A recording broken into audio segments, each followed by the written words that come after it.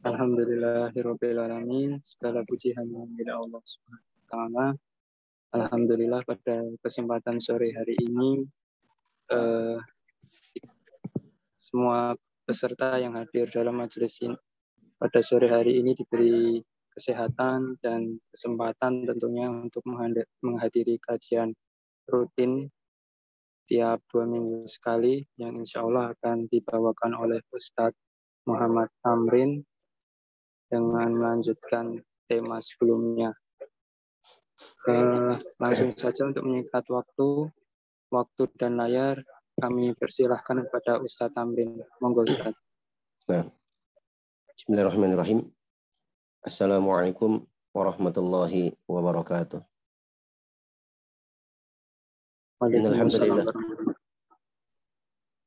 Innal hamdalillah nahmaduhu wa nasta'inuhu wa nastaghfiruh. Wa na'udzu billahi min shururi anfusina wa sayyiati a'malina. May yahdihillahu fala mudilla lahu wa may yudlil fala hadiya lahu. Asyhadu an la ilaha illallah wahdahu la syarika lahu wa asyhadu anna Muhammadan 'abduhu wa rasuluhu la nabiyya ba'dah.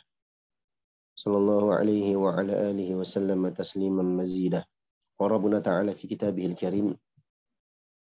Ya ayyuhalladzina amanu taqullaha haqqa tuqatih wa la tamutunna illa wa antum muslimun. Ya ayyuhan nasu taqu rabbakumul ladzi khalaqakum min nafsin wahidah wa khalaqa minha zawjaha wa batha minhuma rijalan katsiran wa nisaa'a.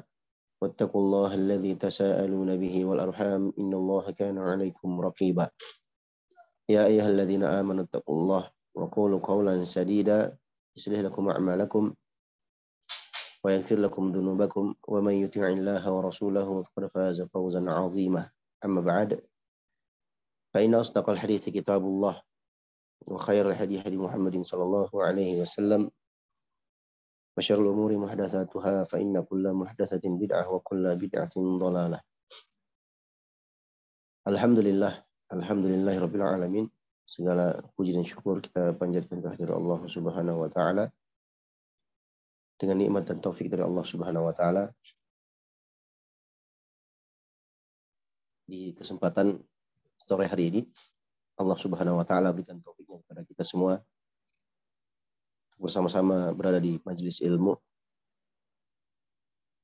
Mudah-mudahan majelis ilmu kita di sore hari ini diberkahi oleh Allah Subhanahu wa taala dan menjadi sebab kita semua dimudahkan oleh Allah Subhanahu wa taala untuk masuk ke dalam surganya. Amin ya rabbal alamin. Nah, ikhwani wa akhwati fillah rahimani wa rahimakumullah. Melanjutkan pelajaran kita dalam kitab Sahih Al-Adab Al-Mufrad yang ditulis oleh Imam Al-Bukhari rahimahullahu taala. Kita sampai pada bab yang ke-49. Setelah beliau menyebutkan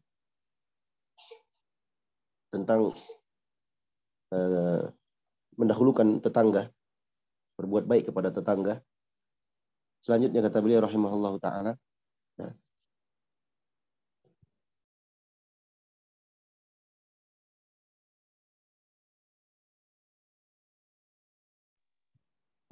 kata beliau rahimahullahu taala, babun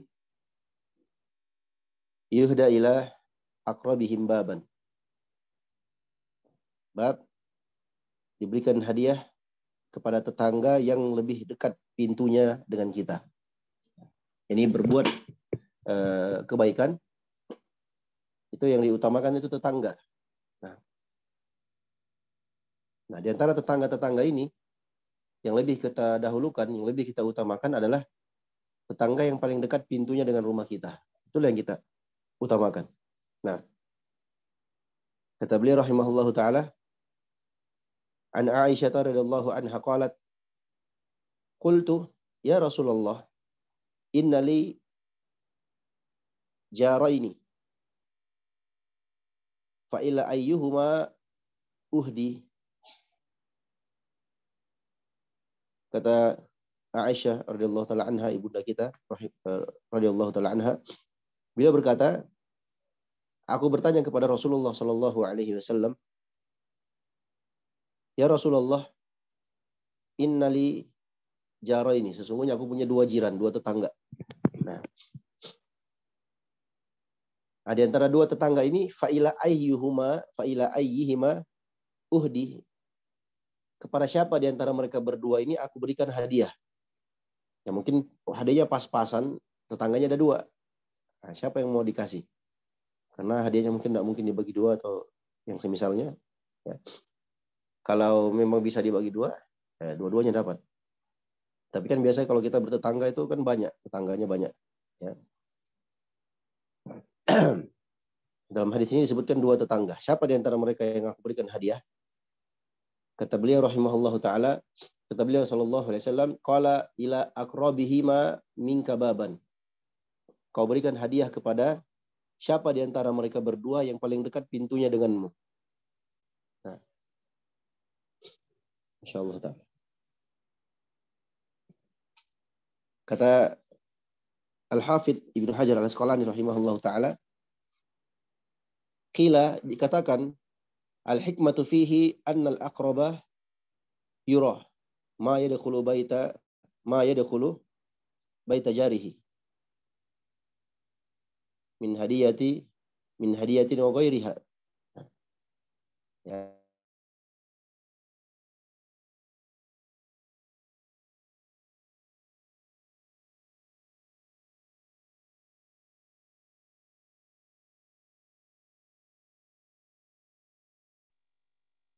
Kata beliau rahimahullah taala, kenapa tetangga yang paling dekat pintunya? Yang paling dekat pintunya itu lebih diutamakan karena tetangga yang paling dekat itu ya bisa melihat apa yang masuk di rumah tetangganya berupa hadiah atau yang semisal dengannya. Atau itashawwafu laha bi khilafil abadi.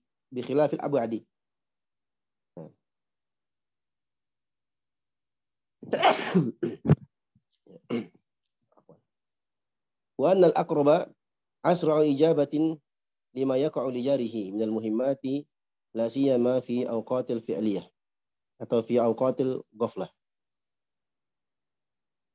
Karena itu lebih dekat dengannya, berbeda dengan yang jauh. Ya.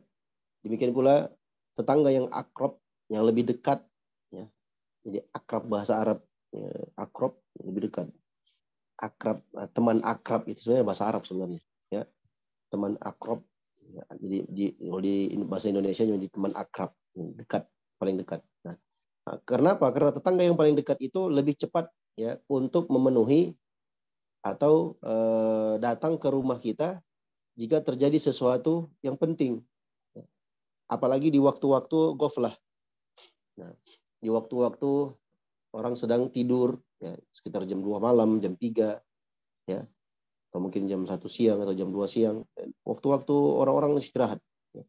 Banyak orang lalai di situ. Nah, atau mungkin jam-jam 3 subuh. Ya. Itu kalau ada kejadian penting atau kita membutuhkan pertolongan, itu tentu yang paling cepat datang ke kita itu ya tetangga yang paling dekat pintunya dengan kita. Kan begitu. Nah, ya, beda dengan yang jauh. Berbeda dengan yang jauh. Ya.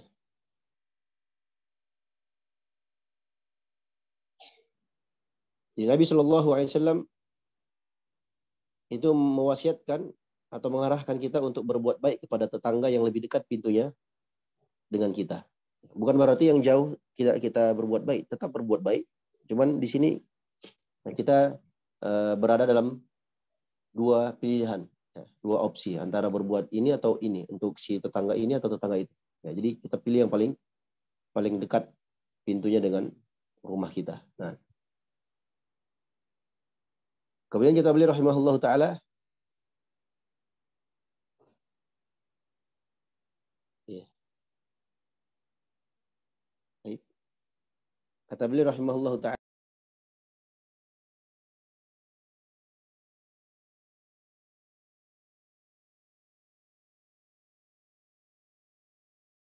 babun al-adna fal-adna minal jiran. Al-adna fal-adna minal jiran. Bab tetangga yang paling dekat, kemudian yang paling dekat dari kalangan tetangga, nah, yang hendaknya kita berbuat baik kepada mereka. Nah, Anil Hasan annahu su'ila, ini Al Hasan Al Basri, beliau ditanya tentang tetangga. Tetangga itu yang mana? Kata beliau, arba'ina daron amamahu wa arba'ina khalfahu wa arba'ina an yaminihi wa arba'ina an yasarihi. Itu tetangga. Kalau tanya tetangga itu yang mana? Tetangga itu adalah 40 rumah, ya. Depan rumahmu, ke depan, 40 rumah, khalfahu, belakang rumahmu, wa arba'ina an yaminihi, 40 rumah di sebelah kanan rumahmu, dan 40 rumah di sebelah kiri rumahmu. Nah, ya. Ini adalah tetangga kita. Ya.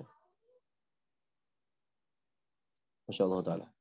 Jadi kalau kita berbaik kepada tetangga, bayangkan jamaah yang semoga dirahmati oleh Allah Subhanahu Wa Ta'ala, betapa banyak orang-orang yang kita berbuat baik kepada mereka. Ya. Jadi kurang lebih 160 orang kita berbuat baik. Minimal, ya minimal jamaah yang semoga dirahmati oleh Allah Subhanahu Wa Ta'ala. Minimal kita tunjukkan akhlak yang baik, akhlak yang mulia, ya sopan santun. Nah, untuk menjaga hak-hak mereka itu minimal. Ya, jadi tidak harus memberi hadiah. Ya, jadi ini akan menimbulkan rasa cinta, kasih sayang, lemah lembut di tengah-tengah masyarakat. Nah, ini akan membuat mereka saling ta'awun, tolong menolong di atas kebaikan dan ketakwaan. Kenapa? Karena ini tetangga saya. Ya. Kita bisa saling menutup hajat, saling bantu membantu. Nah, memberikan yang terbaik yang kita miliki untuk mereka. Ya, saling tolong menolong di atas kebaikan dan ketakwaan. Ya, berbuat baik kepada tetangga berarti kita berbuat baik kepada 40 rumah yang ada depan kita, 40 rumah yang ada di belakang kita, 40 rumah yang ada di kanan kita, dan 40 rumah yang ada di kiri kita. Artinya 40 rumah sekitar kita itu adalah tetangga kita. Ya, jadi tetangga itu bukan cuma pas di samping rumah kita, ya, atau pas depan rumah kita. Enggak. Akan tetapi tetangga itu 40 rumah yang ada di samping kiri, kanan, depan, dan belakang kita. Masya Allah. Kemudian kata beliau rahimahullah ta'ala, babun man aglaqal baba 'alal jar. Nah. Bab tentang orang yang menutup pintu rumahnya, ya, menutup pintu rumahnya untuk tetangganya. Dari Ibnu Umar radhiyallahu anhu qala, beliau berkata, laqad ata alaina zamanun aw qala hinun wa ma ahadun, ya, ahaqqa bi dinarihi wa dirhamihi min akhihi al-muslim. Thumma al-ana ad-dinaru wa ad-dirhamu ahabbu ila ahadina min akhihi al-muslim. Nah, sami'tu an-nabiy sallallahu alaihi wasallam yaqul kam min jarin muta'alliqin bi jarihi yaumal qiyamah yaqul ya rabbi hadza aghlaqa babahu dudi famana'a ma'rufahu. Nah,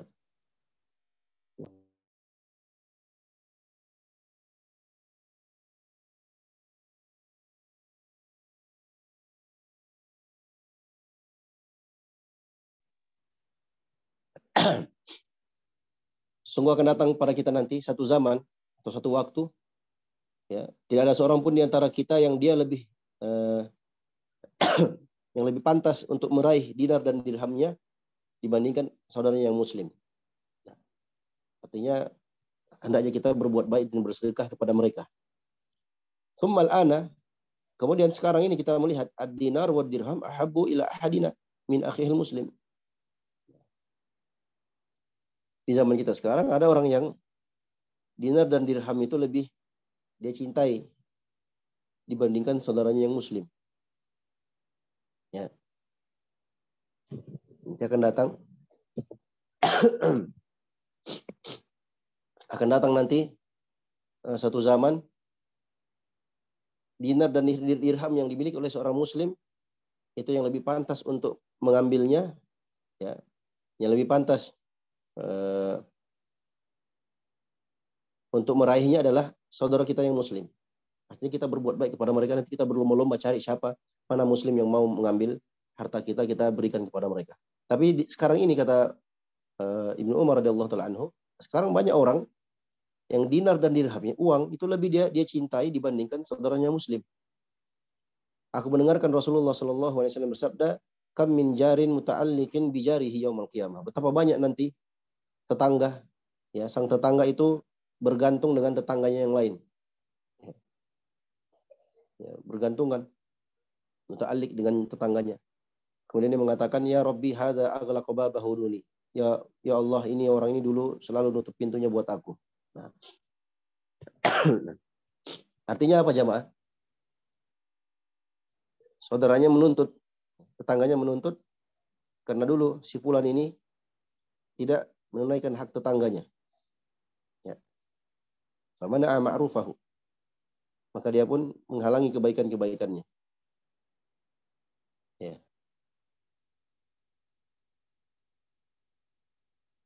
Ini tetangga.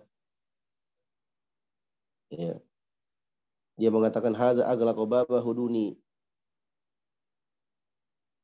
Orang ini dulu ya Allah suka tutup pintu untuk aku. Ya, dia tidak mau berbuat baik atau dia tidak memenuhi hak tetangganya. Nah, dalam hadis ini terdapat, ya, peringatan yang sangat penting untuk menjaga hak tetangga kita. Ya, dan ada motivasi supaya kita memperhatikan dan kita berbuat baik kepada mereka.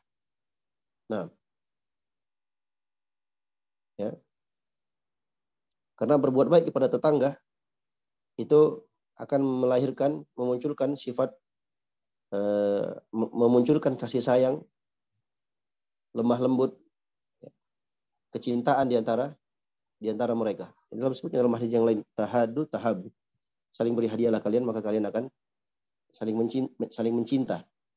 Nah, ya, tetangga kita kalau mungkin kita masak sesuatu, ya, kasih 1 mangkok 2 mangkok ke sebelah, ya. Berbagi, ya. Nah,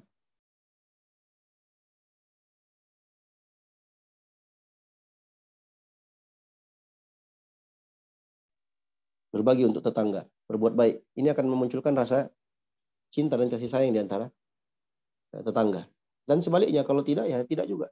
Ya, betapa banyak kita lihat ada orang bermusuhan dengan tetangganya. Ya.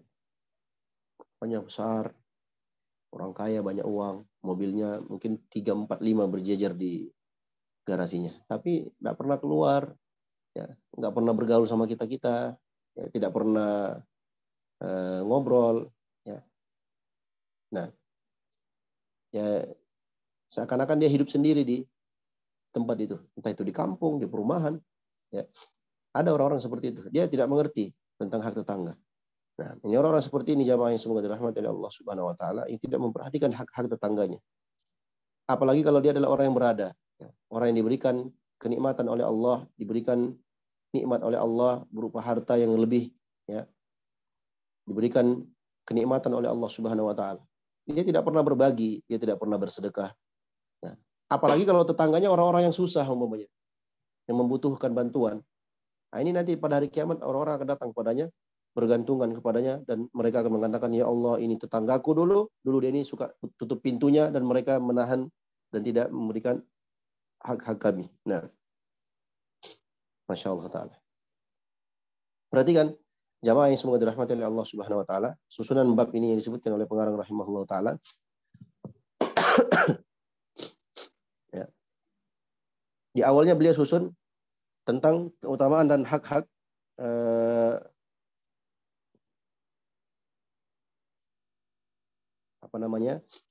kerabat, keluarga.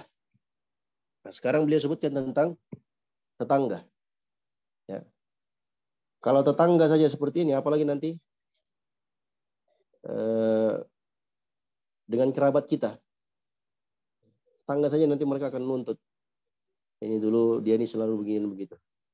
Ya. Bagaimana lagi dengan sesuatu yang jauh lebih wajib, yaitu kerabat, keluarga kita.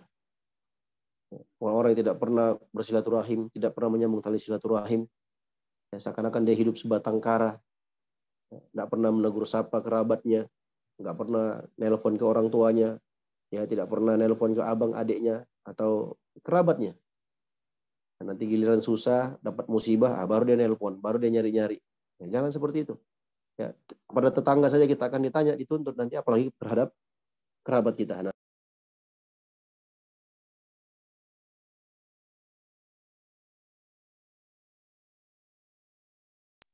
kata beliau rahimahullah taala, babun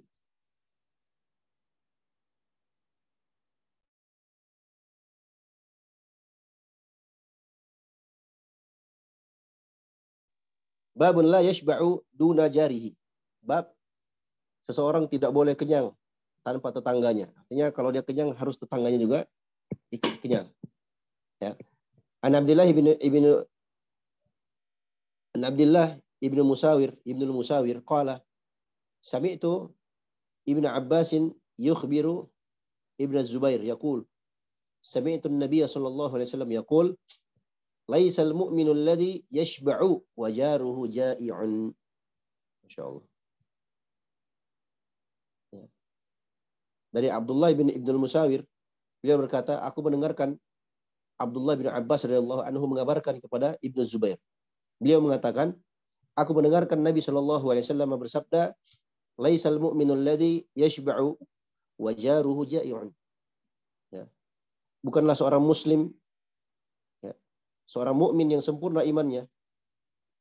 Nah,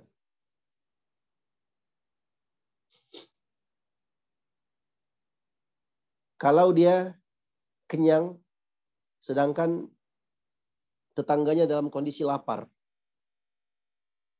Ya.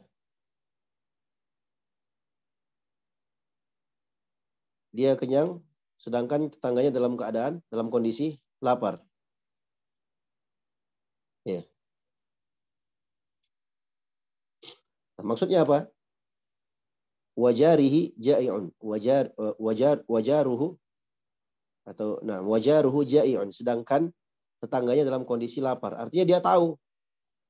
Nah, dia tahu kondisi darurat tetangganya, ya, dia tahu kondisi tetangganya dalam kondisi membutuhkan, tapi dia tidak mau bantu. Dia tidak mau bantu. Ini bukanlah seorang mukmin yang sempurna imannya. Seorang mukmin yang kurang imannya. Ya, karena iman itu bisa bertambah dan bisa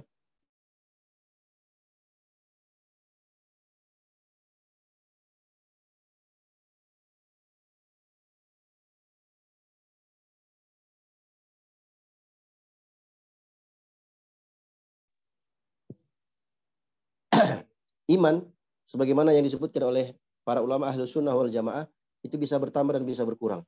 Nah, dalam hadis ini, Nabi menyebutkan seorang mukmin yang sempurna imannya, ya dia tidak akan membiarkan tetangganya dalam kondisi lapar.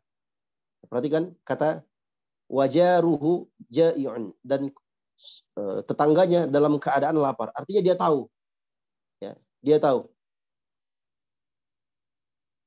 Kalau dia tahu tetangganya dalam kondisi lapar, membutuhkan, mereka juga butuh makan, atau mungkin mereka dalam kondisi kesusahan, kesulitan ekonomi, atau yang semisal dengannya, ya, dia tahu kondisi itu, maka dia tidak boleh berkenyang-kenyangan, sedangkan tetangganya kelaparan. Ya, minimal dia berikan kepada tetangganya, ya, sedikit atau sebagian dari apa yang dia miliki. Nah, atau minimal mungkin kalau di zaman sekarang lebih mudah, ya, tinggal kasih uang untuk beli lauk umpamanya. Nah, yang penting mereka bisa makan, atau belikan beras. Ya. Yang penting bisa makan nasi. Ya, nasi pakai garam juga enggak masalah. Yang penting enggak mati kelaparan, kan begitu. Ada orang yang enggak makan berhari-hari. Ya, karena enggak ada pemasukan kerja, suaminya enggak kerja. Nah, istrinya apalagi. Ya, anak-anaknya pun berhenti sekolah. Kenapa? Enggak mampu bayar. Ya. Kita tahu dalam kondisi seperti ini, ya minimal kita kasih mereka sesuatu yang mereka bisa makan. Ya, kalau perlu kita bantu. Ya. Kita bantu suaminya, ini ada lowongan kerja. Nanti Bapak datang ke sini, saya punya teman, saya punya kenalan ini begini. Jadi kita bantu dia, kita bantu mereka. Nah, jangan dibiarkan, ya, jangan dibiarkan. Ingat, selama seorang muslim menolong saudaranya, maka Allah Subhanahu Wa Taala pun akan menolongnya. Innallaha fi aunil abdi, maka adalah abdu fi auni akhihi. Sungguhnya Allah Subhanahu Wa Taala itu selalu menolong sang hamba, selama sang hamba tersebut selalu menolong saudaranya.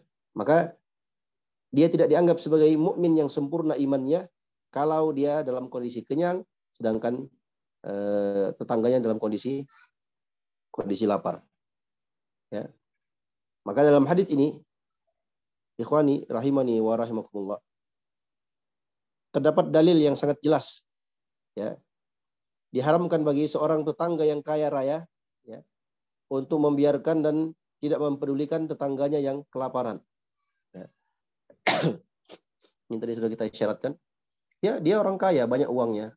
Nah, sedangkan tetangganya ada orang-orang miskin, atau mungkin ada janda, ya, janda punya anak, sedangkan suaminya nggak ada.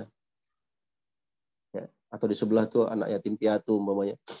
Ya. Dia tahu tetangganya ini adalah orang susah, sedangkan dia punya banyak uang. Ya. Isi saldo rekeningnya banyak, asetnya banyak. Apa susahnya dia keluarkan 100, 200 ribu rupiah, 500 ribu rupiah untuk tetangganya yang membutuhkan. Nah, ya, jadi dia pun berbagi atau bersedekah sesuai dengan kemampuannya. Ya.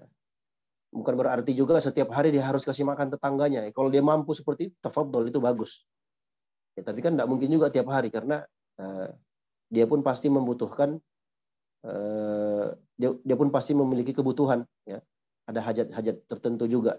Ya, tidak mungkin juga 24 jam setiap hari, ya, 30 hari, 30 malam, sebulan, bahkan bertahun-tahun dia terus yang kasih makan tetangganya. Nah, ya, ini nggak mungkin. Tapi kan sekali-sekali, ya, sekali-sekali ya kita bantu tetangga kita yang membutuhkan kalau mereka lagi butuh. Dan ini jamaah yang semoga dirahmati oleh Allah Subhanahu Wa Taala. Coba perhatikan dari awal hadis yang kita sebutkan tadi. Ya.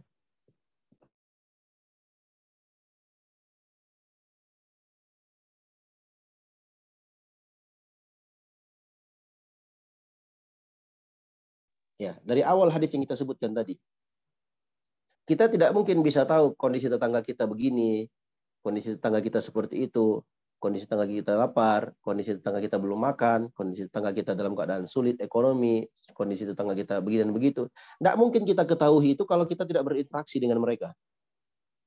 Iya kan? Nah, makanya di awal hadis atau di awal bab ini, beliau sudah menyusun hadis-hadis tentang berbuat baik kepada tetangga di awal. Karena itu akan, sebelum berbuat baik itu akan ada interaksi-interaksi sebelumnya. Bermuamalah dengan mereka. Ya nggak mungkin dong kalau kita punya tetangga, nanti pas waktunya ujung bulan umpamanya, atau di awal bulan atau di akhir bulan, kita datang kepada mereka, kita kasih sesuatu tanpa ada muamalah atau basa-basi sebelumnya. Pasti kan sebelumnya kita sudah kenal. Ya. Atau mungkin kalau kita tinggal di kampung atau di perumahan lah, ya. Kalau di Jakarta ini, di Jabodetabek itu, kita tinggal di sebuah perumahan umpamanya. Tentunya kita berkenalan, tetangga ini, tetangga itu. Atau mungkin kalau pas hari libur, kita kumpul, kita kenalan, kan begitu. Nah, jadi ada yang kita tahu. Atau bisa sekarang itu dimasukkan ke dalam grup RW atau grup RT, grup tetangga. Nah, di aplikasi WhatsApp. Kita bisa saling kenal. Nah, di sini nanti kita bisa apa? Saling kenal, ya, saling berbuat kebaikan. Ya. Dan yang paling penting kita jaga di sini adalah kondisi mereka, keadaan mereka. Dan ini tentunya tidak setiap hari. Ya. Ya. Tidak mungkin juga si A terus yang bantu. Kan kadang si A juga dalam kondisi susah, sulit, ya, si B yang bantu. Nah, atau mungkin si A yang terus membantu, suatu saat umpamanya ada sesuatu terjadi, ya kita bantu mereka. Mungkin rumahnya dimaling orang, ya, atau mungkin dia sedang pulang, ya, pulang kampung, kebetulan kita tinggal di situ, kita lihat ada maling, kita jaga rumah itu, bagaikan itu rumah milik kita juga. Artinya kita menjaganya, jangan sampai dimaling orang. Atau yang semisal dengannya, artinya kita sama tetangga saling berbuat baik, dan itu adalah perkara yang sangat dianjurkan dalam agama kita. Nah, Masya Allah Ta'ala. Berikutnya kata beliau rahimahullah Ta'ala, masih terkait dengan tetangga. Babun yukthiru ma'al maraqi fayuqassimu fi jiran. Masya Allah. Kata beliau rahimahullah Ta'ala, bab memperbanyak ma'al maraq. Air maraq itu kuah kambing. Kalau kita di sini tuh mirip sop kambing, maraq. Jadi itu kuah daging, dari daging itu ada dikuahkan. Nah, itu namanya maraq. Ya, memperbanyak kuah masakan lah. Ya, secara umum kalau kita nggak masak kambing, kuah masakan, entah itu masak ikan atau masak sayur. Kalau mungkin di Indonesia ini yang lebih famous, yang paling terkenal tuh sayur asam umumnya. Ya. nggak ada sayurnya, tapi sisa airnya yang asam ya nggak apa-apa, berbagi. Itu dianjurkan untuk diperbanyak. Diperbanyak fayuqassimu fil jiron, kemudian dibagi-bagikan kepada tetangga. Nah, Masya Allah.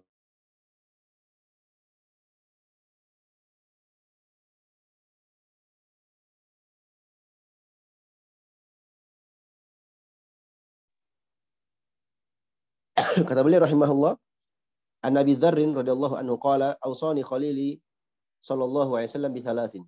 Dari sahabat Abu Dzar radhiyallahu taala anhu, beliau mengatakan, kekasihku, yakni Rasulullah sallallahu alaihi wasallam itu mewasiatkan aku tentang 3 perkara. Yang pertama, asma'u wa uti'u. Ya. Walau li'abdin mujadda'il atraf. Kata beliau rahimahullah ta'ala, aku diwasiatkan oleh kekasihku tentang 3 perkara.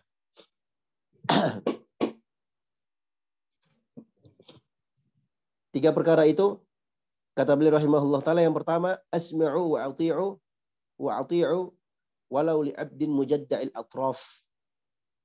Aku mendengar dan taat, walaupun itu hamba sahaya yang terpotong ya hujung anggota tubuhnya, ya mungkin karena penyakit kusta atau yang berpenyakit atau yang semisal dengannya. Nah, artinya mendengar dan taat kepada penguasa.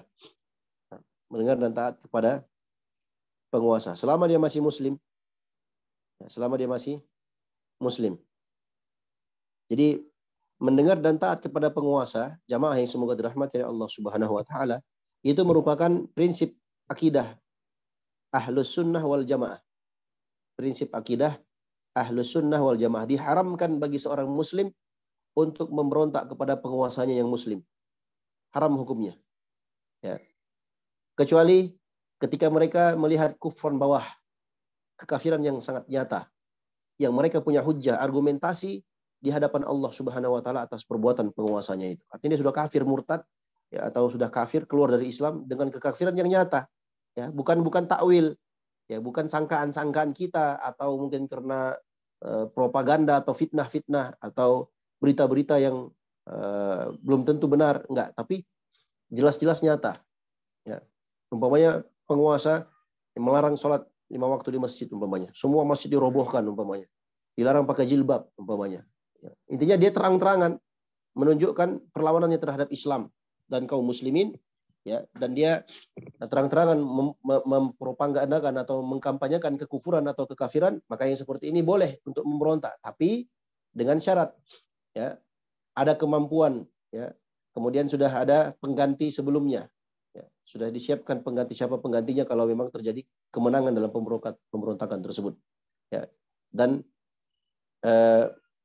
punya kemampuan untuk melakukan pemberontakan. Kalau tidak, maka tidak boleh. Ya. Makanya dalam Islam memberontak itu adalah perkara yang sangat dilarang, ya, terutama kepada penguasa muslim, ya, selama dia masih sholat. Makanya dulu sering diingatkan oleh para ulama kita. Nah, selama mereka masih sholat, jangan. Betapa banyak orang-orang yang terkontaminasi dengan paham Khawarij yang selalu memberontak kepada penguasa. Ya, mereka membakar semangat masyarakat untuk membenci penguasa dengan menyebarkan berita-berita atau aib-aib penguasa. Ya, ini adalah perkara yang bertentangan dengan akidah dan prinsip Ahlus Sunnah wal Jamaah. Prinsip Ahlus Sunnah wal Jamaah itu mendengar dan taat kepada penguasa. Nah, selama dia masih muslim, dalam riwayat yang lain disebutkan ma'aqamu fikumus shalah, selama dia menegakkan salat tengah-tengah kalian. Artinya dia menegakkan salat. Nah, kemudian kita beliau rahimahullah taala,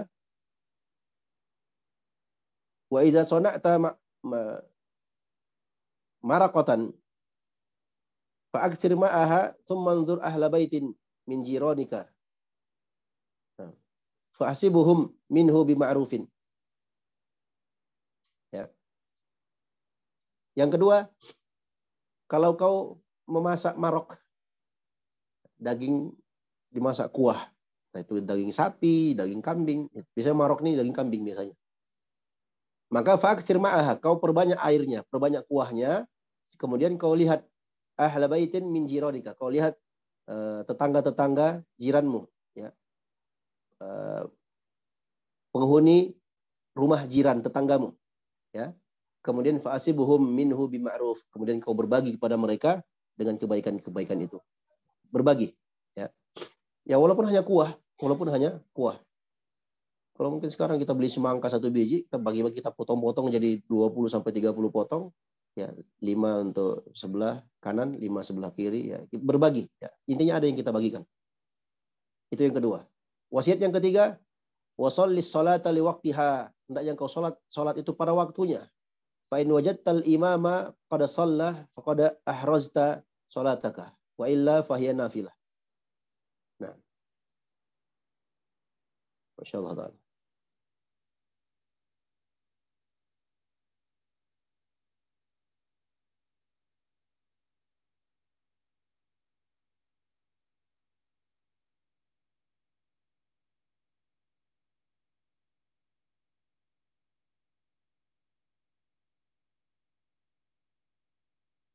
Ya.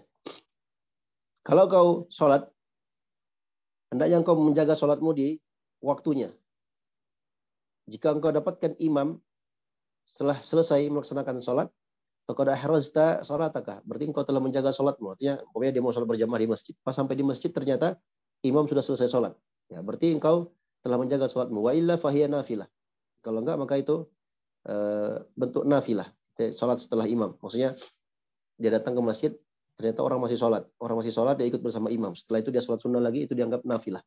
Ya, dalam sebagian riwayat, wa fi riwayatin bilafzi, ya Abu Dzarrin, idza tabakhta maraqatan fa'akthir ma'al maraqah wa tu'ahad, ya, wa tu'ahad jiranaka au iqsim fi jiranika. Nah,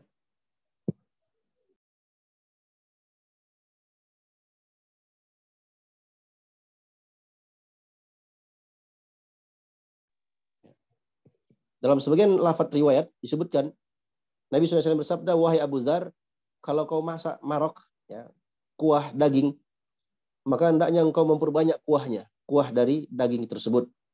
Ya, kemudian engkau janjikan tetanggamu, engkau akan membagikan kepada mereka, atau kau bagi-bagikan langsung kepada tetanggamu. Nah, ini 3 wasiat. Ya. Wasiat yang pertama, ketaatan kepada penguasa. Wasiat yang kedua, berbuat baik kepada tetangga. Wasiat yang ketiga, menjaga sholat. Coba perhatikan jamaah yang semoga dirahmati Allah Subhanahu wa taala. Taat kepada penguasa ini akan menciptakan kedamaian, kemakmuran di sebuah negeri. Kenapa? Karena namanya pemberontakan itu akan menciptakan huru-hara, ya, akan melahirkan, ya, ketidakseimbangan, keamanan di sebuah negeri, di sebuah tempat. Itu yang pertama. Yang kedua, kita melihat berbuat baik kepada tetangga. Ini akan memperbaiki mujtama, ya, tetangga atau masyarakat kita, ya, membawa banyak kebaikan, ya, di tengah-tengah masyarakat dengan cara kita berbuat baik kepada tetangga kita. Nah, yang ketiga, menjaga sholat. Nah, menjaga sholat ini juga diantara sebab kebaikan. Nah, membawa keberkahan dan kebaikan dalam hidup kita. Ya, Allah mudahkan rezekinya, Allah mudahkan urusannya. Kenapa? Karena dia menjaga sholatnya. 3 perkara, ya, 3 wasiat yang diwasiatkan oleh Nabi SAW kepada Abu Dzar radhiyallahu taala anhu. Nah, ya. Baik. Kita ambil 2 hadis lagi. Kata beliau rahimahullah taala, babun khairul jirani, atau babu khairul jirani, bab sebaik-baik tetangga. Kata beliau dari sahabat Abdullah bin Amr bin Al-As radhiyallahu anhu, dari Nabi sallallahu alaihi wasallam, beliau bersabda, khairul ashabi indallahi ta'ala khairuhum li sahibihi wa khairul jirani indallahi khairuhum li jarihi. Masyaallah. Kata beliau sallallahu alaihi wasallam, sebaik-baik teman di sisi Allah adalah, ya, sebaik-baik orang yang baik dengan temannya. Artinya teman yang baik itu adalah orang yang berbuat baik kepada temannya. Itu teman yang baik. Wa khairu jiran indallah khairuhum li jarihi. Sedangkan tetangga yang baik itu adalah tetangga yang baik dengan tetangganya.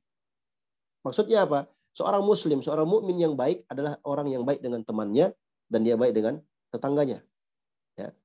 Baik kepada sesama teman, ya, ataupun mungkin bukan temannya tapi tetangganya. Karena tetangga belum tentu teman. Ya. Tetangga belum tentu teman, dan teman belum tentu tetangga. Ya, teman dekat ya, teman akrab. Ya, maka sebaik-baik muslim adalah dia yang paling baik dengan temannya dan yang paling baik dengan tetangganya. Nah, Masya Allah Ta'ala. Kemudian kita beli rahimahullah Ta'ala babul jaris salih, bab tetangga yang salih. Dari sahabat Nafi ibnu Abdul Harith radhiyallahu anhu, dari Nabi SAW beliau bersabda, min sa'adatil mar'il muslimi ya, al-maskanul wasi'u wal jarus salihu wal markabul hani'u. Masya Allah. Ya, kata beliau rahimahullah Ta'ala, di antara kebahagiaan seorang hamba, seorang muslim, ya, kebahagiaan seorang muslim itu ada tiga tandanya. Ya, ada tiga poinnya. Yang pertama, al-maskanul wasi', rumah yang luas. Ya. Yang kedua, wal jarus salih, tetangga yang baik, tetangga yang saleh. Yang ketiga, wal markabul hani, ya, kendaraan yang hani, yang tenang. Ya. Ya. Ya, dia bisa pakai untuk sholat. Jadi bisa pakai untuk melakukan aktivitas-aktivitas lain yang menunjang ketaatannya kepada Allah Subhanahu wa Ta'ala. Nah, ya.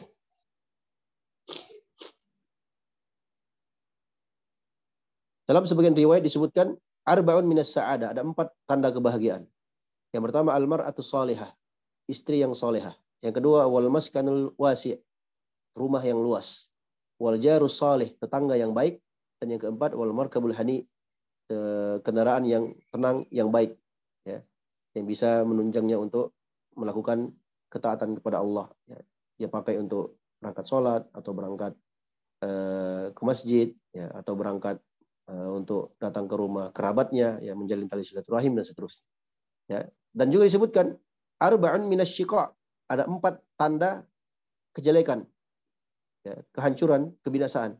Yang pertama, al-jarus su', tetangga yang buruk. Yang kedua, wal mar'atus su', istri yang buruk, istri yang jelek. Jelek bukan jelek rupa ya, tapi ya.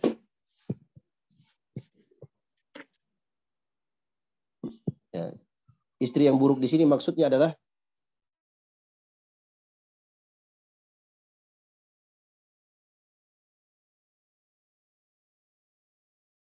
ya, istri yang buruk di sini maksudnya adalah istri yang tidak soleh, istri yang tidak baik, istri yang durhaka. Ya, bukan istri yang buruk rupa, karena ada juga, ya, walaupun istrinya buruk rupa, artinya tidak cantik. Ya. Karena wanita itu kan ada yang cantik, ada yang enggak, dan cantik atau tidaknya itu relatif. Ya, sama laki-laki juga begitu. Jadi enggak boleh kita katakan ya ganteng ya, karena kan dia laki-laki. Enggak semua laki-laki ganteng. Atau iya dia memang cantik, karena kan dia perempuan. Enggak semua wanita cantik. Nah, cantik dan ganteng itu relatif, tergantung siapa yang melihatnya. Nah, anggaplah suaminya atau istrinya tidak cantik. Ya. Bukan berarti dia adalah istri yang durhaka, enggak. Karena ada seorang istri yang dia biasa-biasa saja penampilannya, atau mungkin orangnya biasa saja, tapi dia adalah istri yang solehah. Ini tanda kebahagiaan. Tapi kalau istrinya durhaka, enggak soleh, istri yang buruk, walaupun dia cantik, ini tanda kebinasaan. Percuma punya istri cantik, tapi suka melawan suami. Ya. Percuma istrinya cantik, glowing, langsing, tinggi, ramping, tapi durhaka sama suaminya. Disuruh bikin teh aja ngomelnya sampai berjam-jam. Nah, ya, ini tanda kejelekan, keburukan. Wal markabus su', dibikin pula kendaraan yang buruk, tidak baik. Wal maskanud dayyiq, dan tempat yang sempit. Ya. Masya Allah Ta'ala. Baik. Ini 4 perkara yang disebutkan, ya, dalam hadits yang sahih. Kemudian hadits yang terakhir, kata beliau rahimahullah ta'ala, babul jaris su', bab tetangga yang buruk. Tetangga yang buruk. Kata beliau rahimahullah ta'ala, Abi Hurairah radhiyallahu anhu qala, kana min du'ain Nabi sallallahu alaihi wasallam, Allahumma inni a'udzubika min jaris su'i fi daril muqam, fa inna jarad dunya yatahawwal. Nah,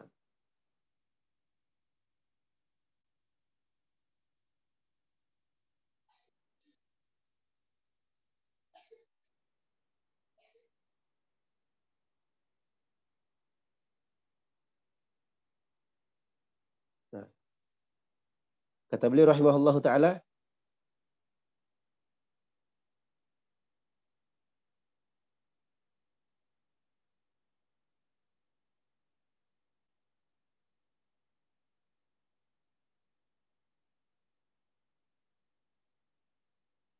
ya. Rasulullah SAW pernah berdoa, Allahumma inni a'udzubika min jari su' fi daril maqam atau fi daril muqam. Ya Allah, aku berlindung kepadamu ya Allah dari tetangga yang buruk di darul maqam. Darul maqam itu di akhirat. Nah, fa inna jarad dunya yatahawal, karena tetangga di dunia itu yatahawal, berpindah-pindah. Nah, apa yang dimaksud dengan darul maqam? Disebutkan oleh pengarang rahimahullahu taala. Nah, darul maqam itu di surga. Ya, alladzi ahalla. Nah, sebutkan dalam surat Fatir, alladzi ahallana darul muqamati min fadlihi la yamassuna fiha nasabun wa la yamassuna fiha lugub. Nah, ya mungkin ada yang tidak tergambarkan ya. Kok bisa ada seorang yang punya, nggak mungkin nanti di surga kita punya tetangga tapi tetangganya buruk. Ya. Ya. Apalagi Nabi SAW sampai berdoa meminta kepada Allah jangan punya tetangga yang buruk nanti di sana. Ya. Maksudnya adalah Nabi SAW mengharapkan itu menjadi wasilah di sisi Allah Subhanahu Wa Taala. Beliau berdoa. Ya. Karena beliau pernah bersabda, fa innaha manzilatun fil jannah la tambagi illa li 'abdin min ibadillahi. Karena nanti sebuah tempat rumah di surga itu tidak mungkin diduduki oleh orang lain kecuali hamba-hamba Allah Subhanahu wa taala. Hamba-hamba yang soleh, hamba-hamba yang baik tentunya. Wa arju an akuna ana huwa, dan aku berharap akulah orangnya. Dalam riwayat Muslim. Ya. Jadi hadits ini juga sekaligus mengandung permohonan perlindungan kepada Allah Subhanahu wa taala dari dimasukkan ke dalam neraka. Karena dalam neraka itu kan banyak tetangga-tetangga atau orang-orang yang tidak baik. Nah, ya, karena siapa yang tetangganya adalah ahli neraka, ya menunjukkan ya dia sendiri adalah orang yang berada dalam neraka itu, kan begitu. Nauzubillah min dzalik. Jadi Nabi SAW di sini berdoa meminta kepada Allah supaya memiliki tetangga yang baik, baik itu di dunia maupun nanti di akhirat. Nah, ini sebagai wasilah beliau berdoa meminta kepada Allah Subhanahu wa taala agar Allah Subhanahu wa taala jadikan beliau sebagai penghuni surga, dan memang seperti itu keadaannya. Di sini Nabi SAW mengajarkan kita untuk selalu berdoa kepada Allah untuk meminta yang terbaik ya dari Allah Subhanahu wa taala ya. Jadi kalau minta itu minta sekalian yang tinggi atau yang besar ya, bukan meminta hal-hal yang sifatnya rendahan seperti urusan dunia yang semisal dengannya. Nah,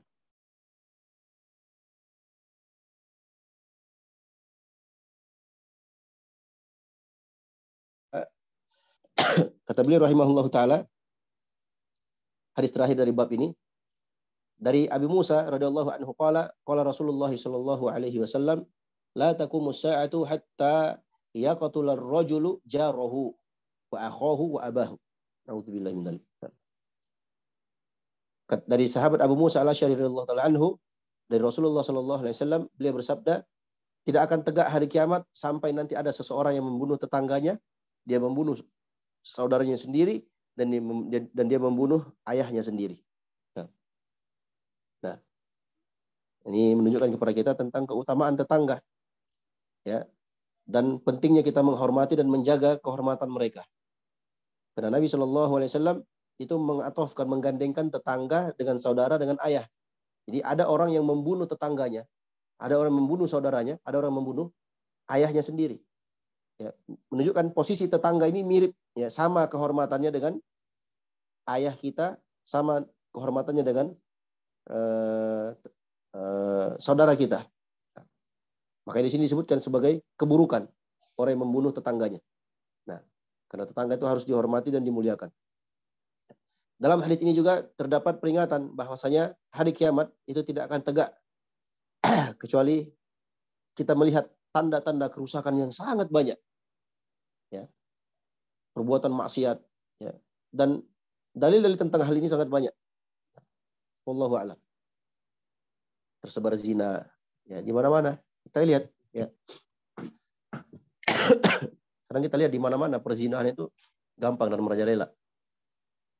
Nah, nggak keluar rumah pun terkadang seseorang berzina dengan matanya, dengan melalui handphonenya. Ya. Demikian pula pembunuhan, ya, terjadi pembunuhan di mana-mana, ya, tersebarnya kebodohan, kejahilan, kemunafikan dan seterusnya. Ini tanda di antara tanda-tanda kiamat. Yang intinya di antara tanda kiamat itu adalah akan terjadi atau kita melihat, ya, pemandangan yang rusak, ya, kondisi yang sangat jelek, sangat buruk. Ya, itu adalah tanda dari tanda-tanda hari kiamat. Nah, semoga Allah Subhanahu wa taala berikan taufiknya kepada kita semua untuk mengamalkan apa yang telah kita dengarkan, dan kita berdoa kepada Allah Subhanahu wa taala semoga Allah Subhanahu wa taala berikan taufiknya kepada kita semua untuk menjadi hamba-hamba yang baik, hamba-hamba yang soleh yang selalu mendekatkan diri kepada Allah Subhanahu wa taala. Wallahu taala alam. Ini dapat kita sampaikan, mudah-mudahan bermanfaat. Sisa waktu yang tersisa mungkin ada jamaah yang ingin bertanya seputar pembahasan. Falyatafaddal, dipersilahkan.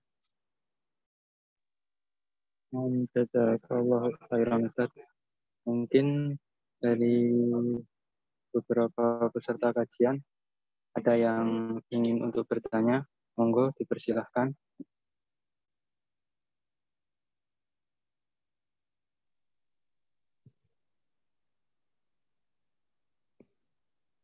Terutama mungkin kalau ada yang di luar tema, Silakan. bisa juga disampaikan mungkin.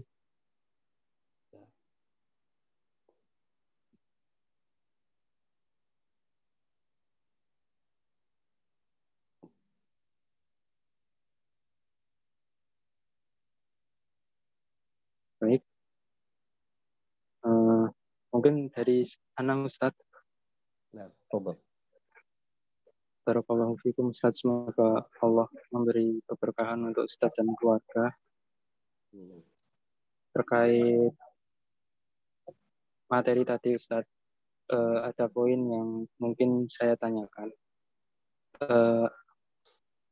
Jika kita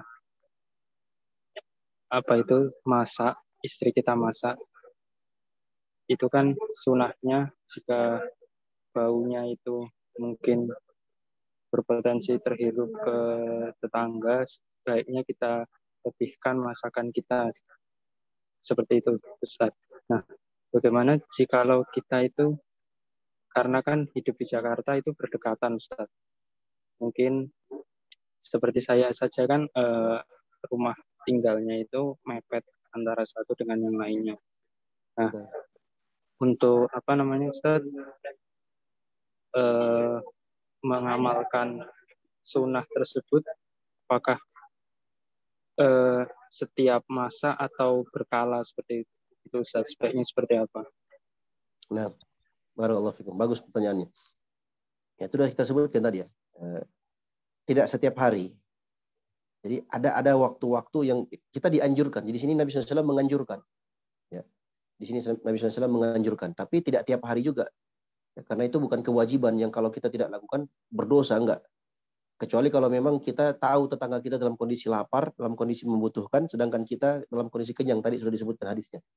Tapi kalau umpamanya sama-sama ya hidupnya biasa, tidak terlalu dalam kondisi susah amat ya. Ya sama dengan kondisi kita umpamanya. Ya, sekali-sekali kita masak, kita arahkan istri kita, perbanyak kuahnya. Ya, walaupun dagingnya sedikit, tapi kuahnya banyak. Kasih mangkok besar, isinya kuah, dibanjirin, kemudian paling isi lauknya dagingnya cuma 1, 2, 3 ketul, nggak apa-apa. Nah, karena tujuan kita adalah berbuat baik kepada mereka.